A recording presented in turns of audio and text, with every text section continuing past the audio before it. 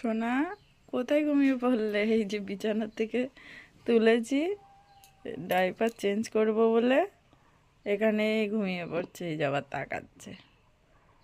বাবা good morning. সোনা good morning. এখন বাজে সকাল 8টা। এখন তোমার চোখে আবার ঘুম। দেখি ঘুমায় কিনা, তারপর আমি ঘরে কাজ শুরু করব। Good morning.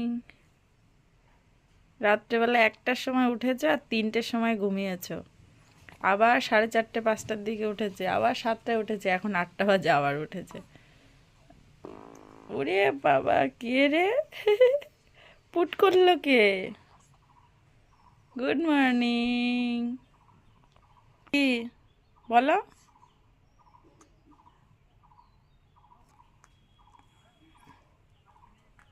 খুব ভারী হয়ে গেছে, কত শু হয়েছে।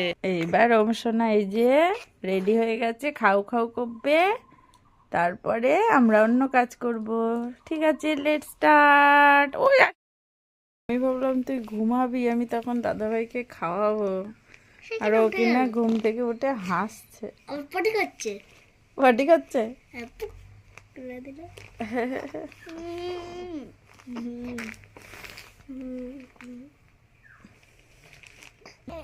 পটি হবে নাকি শুধু হিসু হবে?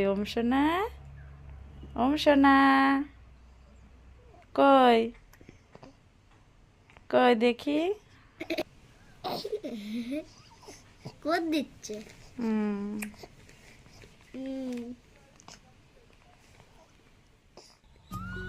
নমস্কার বন্ধুরা, ওয়েলকাম টু স্টে উইথ মন্নির আরেকটা নতুন ভিডিওতে। কাছে দূরে যেখান থেকে আজকের ব্লগটি দেখছেন সবাইকে জানাই অনেক অনেক ধন্যবাদ। আর আজকের দিনটা আমার 7 বছরের একটা বড় বাচ্চা আর 2 মাসের একটা ছোট্ট বাচ্চাকে নিয়ে আমি কিভাবে ঘরের কাজগুলো করি সেটাই পুরোটা মানে দেখাচ্ছি। তবে প্রত্যেক দিন যে এই কাজগুলো করতে হয় তা কিন্তু নয়। আজকে আমার হাজবেন্ড আর ওর ঠাম্মি আমার নার্সারিতে গেছে, কারণ নার্সারিতে কিছু কাজ পড়ে গেছে তাই। আর আমি ঘুম থেকে ওঠার পরে বাইরে এসে দেখছি আকাশের অবস্থা খুবই খারাপ। আর আরনও বায়না করছে যে আজকে ও সকালে ভাত বা অন্য কিছু খাবে না। আমি বললাম চাউমিন করে দিই, বলছে সেটাও খাবে না, একটু জাস্ট ম্যাগি খাবে।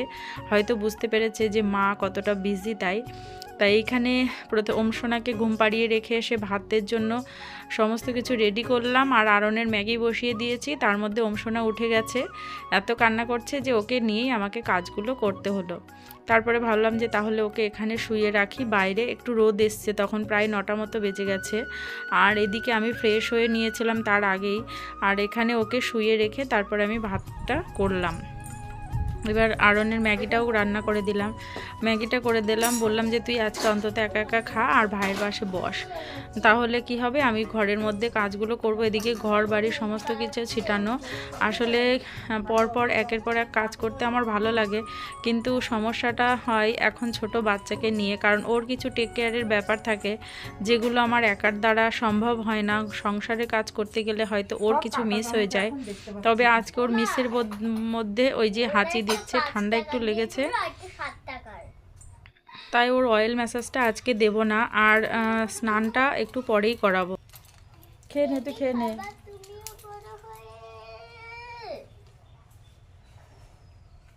ঠান্ডা যখন মুখ এটা হবে তখনও ভাই ম্যাগি খেতে পারবে। মুখ এটা কবে হবে? 5 মাস পরে, 5 মাসে।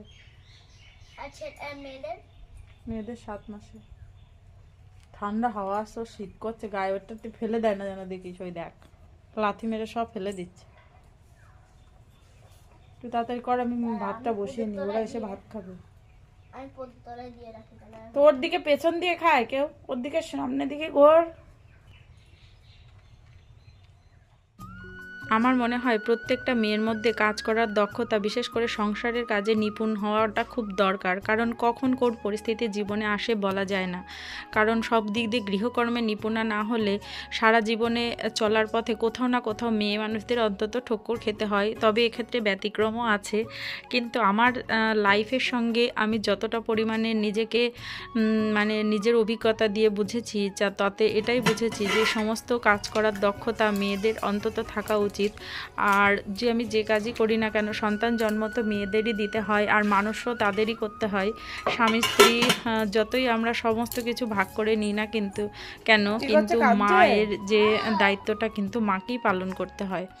তো যাই হোক, এইখানে ওমসোনাকে শুয়ে রেখে ও আরন খেলো, তারপর আমি ভাত বসিয়ে যত আগের দিনের ভেজা জামা কাপড় ছিল, অনেক কিছু কালকে একটু বেলার দিকে কেচেছিলাম ওই 12টার পরে, তাই কিছু শুকায়নি, তা সেগুলো আজকে এখন তাড়াতাড়ি রোদ্রে বের করে দিচ্ছি। জানি না আজকে রোদ্দুরটা কতক্ষণ থাকবে।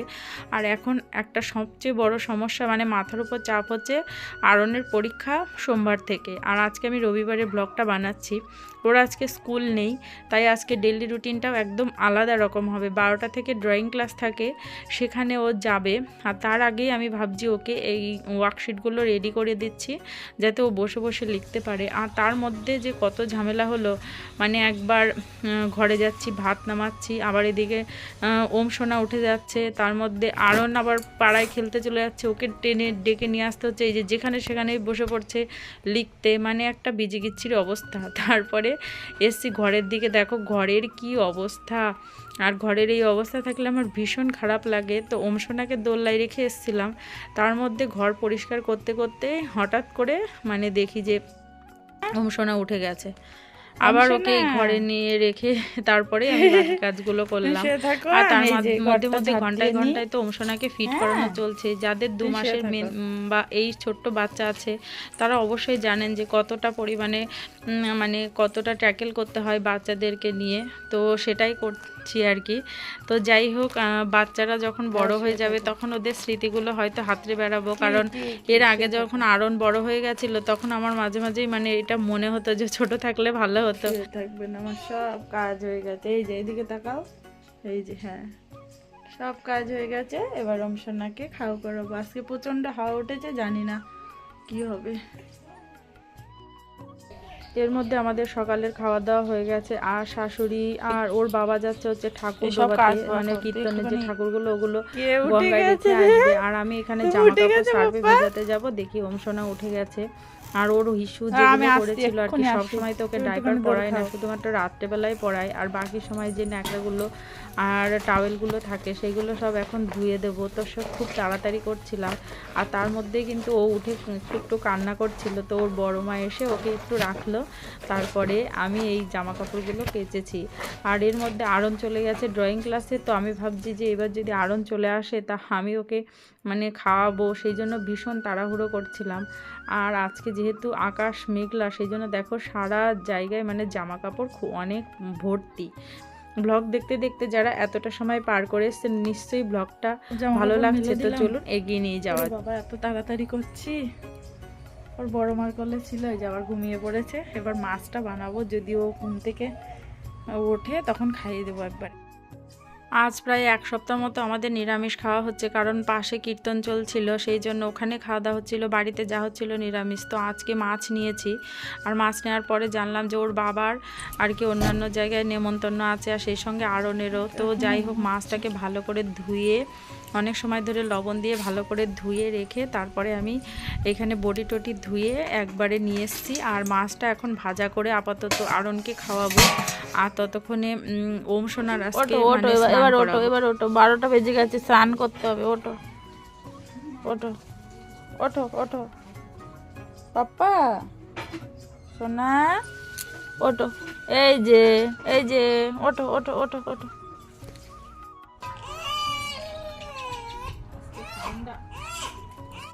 যেদিন একটু ঠান্ডা থাকে সেদিন ওমসোনা স্নান করার সময় খুব কান্না করে, আর যেদিন একদম রোদ ওঠে সেদিন আর একটুও কান্না করে না। আর ওকে প্রথমে একটা ছোট্ট গামলার মধ্যে স্নান করাতাম, তারপর সেই গামলাটা একটু মানে ছোট হয়ে গেছে, মানে গামলা ছোট হয়নি, ওমসোনা বড় হয়ে যাচ্ছে। যাই হোক, আজকে ওর 2 মাস পূর্ণ হলো। সবাই ওকে আশীর্বাদ করে যেন ও ভালো থাকে, সুস্থ থাকে, আর মানুষের মতো মানুষ হয়, আর যেন পৃথিবীর সমস্ত রকম মানে খারাপ জিনিস থেকে ও যেন দূরে থাকতে পারে, এই আশীর্বাদ সবাই ওকে করো। আর ওমসোনা এখন স্নান টান করে তারপরে খানিকক্ষণ আর কি মানে একটু ফিট করার পরে ঘুমিয়ে পড়ে। আর সেই সময় কিন্তু আমি বাকি কাজগুলো করে নেব। আর ব্লগটা যাদের ভালো লাগছে একটু হলেও প্লিজ একটা লাইক করে দিও। আর যদি আমাদের চ্যানেলে নতুন হয়ে থাকো তাহলে প্লিজ চ্যানেলটাকে সাবস্ক্রাইব করে নিও। আর যদি কিছু জানার থাকে অবশ্যই কমেন্ট করে জানিও, ব্লগটা কেমন লাগছে সেটাও জানিও। আশা করি ব্লগটা ভালো লাগছে। প্লিজ প্লিজ প্লিজ সবার সঙ্গে শেয়ার করো আর আমার বন্ধু হয়ে পাশে থেকে যেও। মাত্র 2 মাস হলো আমার সিজার হয়েছে, আর এর মধ্যেই কতটা সুস্থ হয়ে গেছি। হয়তো ওপরে সুস্থ হয়েছি, ভেতরে অনেকটা অসুস্থতা আছে, কিন্তু সেটাকে পাত্তা না দিয়ে একদম পুরোদমে সংসারের কাজে মনোনিবেশ করেছি। তবে এতটা কাজ কিন্তু একসঙ্গে মানে আমার করতে হয় না যদি শাশুড়ি বাড়ি থাকে। এই যে শাশুড়ি বাড়ি চলে আসলো, তখন ওমসোনাকে স্নান করালাম, কারণ আর ওমসোনার জন্য একটা বাথটাব অর্ডার দেব। তো ভাবছি যে বাথটাবটা মানে ঠিকঠাক হবে কি না, কেমন হবে, নাকি দোকান থেকেই কিনবো, ঠিক বুঝতে পারছি না। তোমরা কেউ জানলে বা তোমরা কেউ কিনে থাকলে অবশ্যই আমাকে কমেন্ট করে জানিও। তো যাই হোক, এইবার স্নান করব। তো স্নানের আগে এই কদিন যে শাখা পলাগুলো পড়েছিলাম অনুষ্ঠান পারপাস, তো সেগুলোই এখন তুলে রাখবো, কারণ শাখা পলা বাঁধানো যেগুলো সোনার জিনিস ডাইরেক্ট খুলে তুলে রাখতে আমার একদম ভালো লাগে না। আর এর আগের দিন শনিবার ছিল, তারপরে পূর্ণিমা ছিল, মাঘী পূর্ণিমা। শনিবার, মঙ্গলবার, বৃহস্পতিবার আর অমাবস্যা পূর্ণিমাতে নাকি শাখা পলা হাত থেকে খুলতে নেই, তাই আমিও এই নিয়মটা পালন করি, খুলি না আর পড়িও না, আর কি যতটা সম্ভব না পড়ার চেষ্টা করি। তো আজকে রবিবার, তাই জন্য ভাবলাম যে এগুলো একবারে ক্লিন করে তারপরে আমি স্নান করতে যাব। তো এই সমস্ত করতে করতে কিন্তু অনেকটা দেরি হয়ে যায়। আর এর মধ্যে ওমসোনা ঘুমাচ্ছে। আজকে আমার কাজের প্রচণ্ড তাড়া ছিল, তাই দেখে হয়তো ওমসোনা আজকে একটু ভালোই ঘুমিয়েছে। তো এই যে স্নান টান করে খাওয়া দাওয়া করে আরনকে খাইয়ে তারপরে এই সব যত ভেজা জামা কাপড় শুকিয়ে গেছে সেগুলো সব ভাঁজ করে নিচ্ছি, কারণ জামা কাপড় এক জায়গায় গাদা হয়ে থাকলে না কেমন একটা কুঁচকে যায়। আর এরপরে যখন জামা কাপড় এক একটা খুঁজবে তখন খুঁজেও পাবে না। এই সব নতুন জামা কাপড়গুলো সব যার যার ওয়ার্ড্রবে তুলে দিলাম, আর আমার শাড়ি আর ব্লাউজ যেগুলো যা পরে গেছিলাম সব কাচাকাচি করে যথাযোগ্য স্থানে তুলে রাখলাম। ওমসোনার আজকে 2 মাস পূর্ণ হবে, তাই ভাবছি একটু ফটোশ্যুট করব, তা সেই সময়টাও পাচ্ছি না। তো খুব তাড়াতাড়ি চটজলদি যতটা পারি দেখি একটু ফটোশ্যুট করে নিই। আর এইখানে আরনকে পড়াতে বসে গেছি, মানে ওকে এতটা পরিমাণে প্র্যাকটিস করাচ্ছি তাও যেন ভুলে যাচ্ছে, আর এই টেনশানে আমিও মানে পাগল হয়ে যাচ্ছি। তো যাই হোক, দেখো ওমসোনার একটুখানি ফটোশ্যুট করিয়েছি, কোনো রকমে মানে 2 লিখেছি, যে কটা ফল ছিল তাই দিয়ে 2 লিখেছি। আর এই যে আরন এসে ওকে আবার আদর করতে শুরু করে দিল। যাই হোক, এর পরের মাসে 3 মান্থসে দেখি ওমসোনা আরেকটু বড় হলে আরেকটু সুন্দর ডেকোরেশন করে আর কি ওর একটা ফটোশ্যুট করব। তো যাই হোক, আজকের ভিডিওটা এই পর্যন্তই আমি মানে এন্ড করছি। আশা করছি ভিডিওটা ভালো লেগেছে। চলে আসবো পরবর্তী কোনো ভিডিও নিয়ে। ততক্ষণে সবাই ভালো থেকো, সুস্থ থেকো, টাটা, বাই বাই।